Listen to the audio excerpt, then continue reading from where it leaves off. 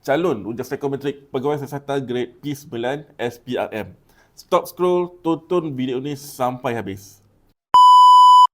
Okey, anda ingat untuk lulus dalam ujian psikometrik pegawai siasatan grade P9 ni, anda kena ada badan sado ataupun ada kelulusan yang tinggi ke?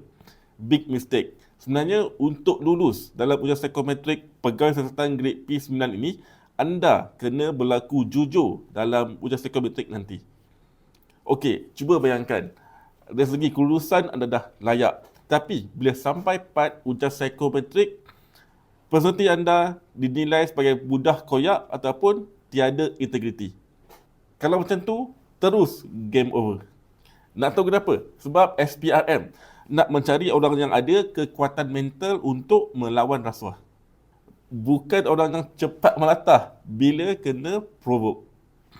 Jawatan pegawai siasatan grade P9 ni unik. Tugas anda bukan saja duduk di pejabat buat filing.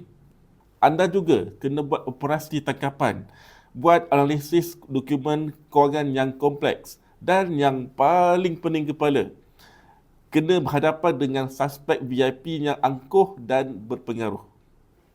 Sebab tu, dalam ujian psikometrik ini, 3 trust utama yang akan menguji anda sehabis-habisnya iaitu disiplin, emosi dan komunikasi. Saya ulang, disiplin, emosi dan komunikasi.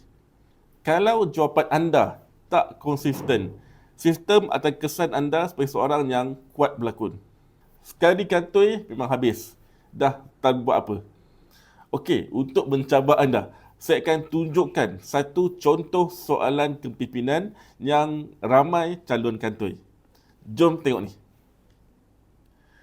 Jika pegawai atasan anda memberi alasan lisan yang bercanggah dengan SOP bertulis, adakah anda akan tetap melaksanakan arahan tersebut demi menjaga hubungan baik? Saya ulang, jika pegawai atasan anda memberi arahan lisan yang bercanggah dengan soal SOP bertulis, adakah anda akan tetap melaksanakan arahan tersebut demi menjaga hubungan baik? So, apa jawapan anda? Adakah setuju, sangat setuju, sangat tidak setuju ataupun tidak setuju? Jawapan yang paling tepat untuk soalan tadi adalah sangat tidak setuju. Kenapa? Sebab dalam SPRM, SOP ataupun undang-undang adalah lebih tinggi daripada arahan seseorang. Kalau anda pilih setuju, semata-mata nak kipas bos, anda akan dinilai sebagai seorang yang tidak berprinsip dan mudah tunduk kepada tekanan. Nampak tak?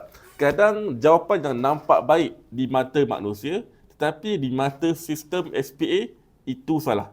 Itu baru satu contoh soalan yang memaningkan. Bayangkan, anda kena jawab lebih 170 soalan dalam exam sebenar nanti. Macam mana? Dah ready? Sebab tu, untuk membantu anda, saya hasilkan e-book ini, Ujian Psikometrik Pegawai Siasatan Grade P9. Dalam ini, bukan sekadar bagi contoh, tapi ada penerangan lengkap kenapa jawapan tu A, kenapa bukan E.